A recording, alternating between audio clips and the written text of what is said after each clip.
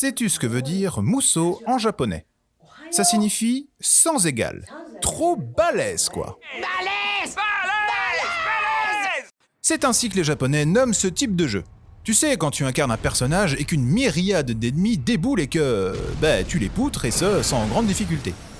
Gundam, Octonoken, Berserk, des tas de licences animées ont été adaptées en Musou, dont One Piece. Et pas qu'une fois, hein. Oui, ici on va parler du One Piece Kaizoku Musou 4, Pirate Warriors 4.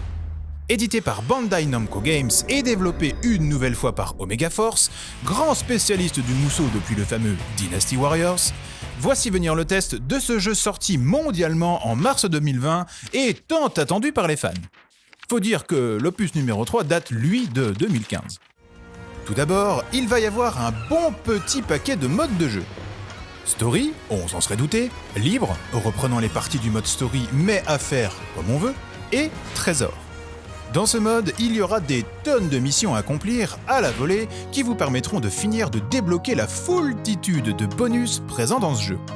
Ah, pour les fanas du jeu en réseau, sachez qu'un mode online est bel et bien présent et qu'il est super riche avec un grand nombre de façons de coopérer ou bien de s'opposer aux autres gamers du monde entier. Mais parlons à présent du mode story qui est le cœur de ce Kaizoku Musou. Cette partie est subdivisée, comme le manga, en arcs. Ils sont au nombre de 6 dans ce jeu, eux-mêmes segmentés en missions avec des conditions de victoire ou bien de défaite.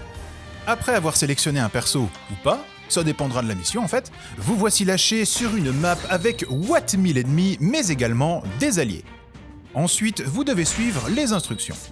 Aller à tel endroit, vaincre telle faction ennemie, détruire tel truc en un temps imparti, etc. Pour cela, votre perso pourra effectuer plusieurs types d'attaques, fortes et faibles, sauter, dasher et réaliser pas moins de 4 super coups, sélectionnables dans une liste grandissante à mesure que le jeu avance, en maintenant la touche R1. En fonction du perso choisi, les coups seront différents. En effet, chaque protagoniste sélectionnable de One Piece, de 40 à 50 en fonction des potentiels DLC que vous acquérerez, dispose d'un type de combat. Puissance, vitesse, technique et ciel pour le combat aérien. Grâce à ça, vous allez devoir mettre des torgnoles à des dizaines, des centaines, des milliers d'adversaires. Eh oui, c'est ça un Musou. Une fois la mission terminée, à vous les belly à gogo. La monnaie de One Piece quoi.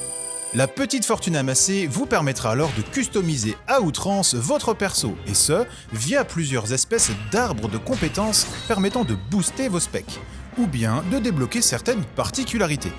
Pour finir le jeu, comptez entre 30 et 60 heures, en fonction de votre volonté ou non de tout débloquer.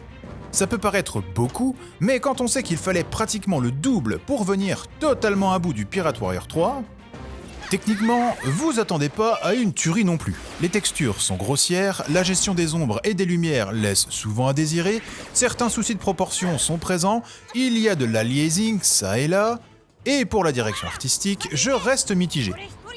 Oui, on a des trames sympas, caractéristiques des One Piece Kaizoku Musou, les voix originales sont présentes, fort heureusement, la réalisation de certaines cutscenes est également pas mal travaillée, les musiques sont dynamiques et plutôt dans l'ambiance de la série animée, n'empêche que quoi?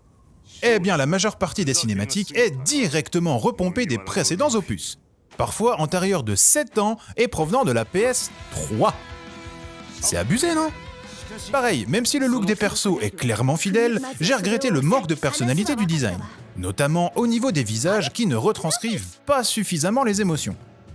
Pour les costumes, il manque de la diversité pour les fans voulant suivre au plus juste l'aventure. Et bien justement, parlons-en de l'aventure. One Piece a une histoire énorme en termes de densité. Vendre un jeu tentant de couvrir la quasi-intégralité de plus de 90 tomes est super compliqué car, même si on va retrouver pas mal de moments phares, forcément, il va en manquer. Je vais pas tout vous lister car j'ai également la vaisselle à faire, mais quelques arcs supplémentaires auraient été de bon ton. Alors, on tente bien de nous raconter certains passages via cinématique, mais ça rend ces passages assez longuets et pas toujours intéressants. Et comme en plus les temps de chargement sont relativement longs et minimalistes...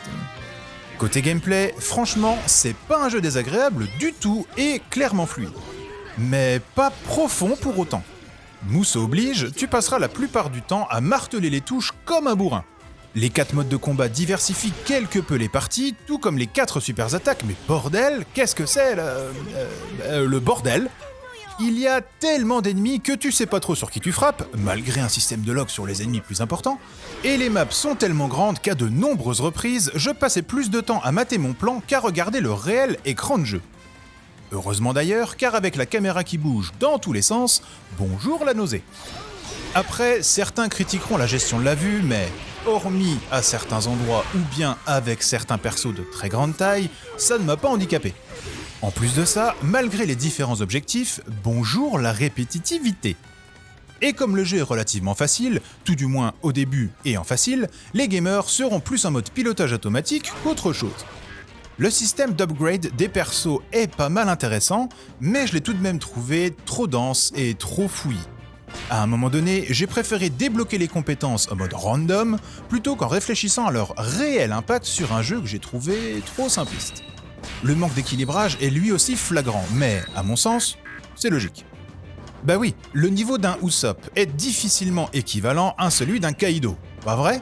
Et je trouve ça normal de le ressentir dans un jeu adaptant un animé.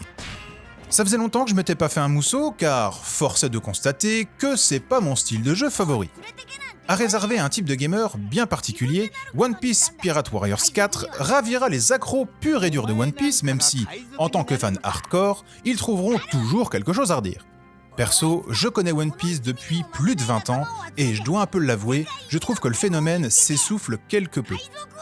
De même, je ne peux que déplorer ce type de jeu où l'intérêt réside plus dans le fait de créer un titre rendant accro avec des tonnes de contenu à débloquer, sans réel intérêt, que dans la volonté d'offrir aux joueurs une vraie profondeur de jeu. Un vrai jeu vidéo quoi.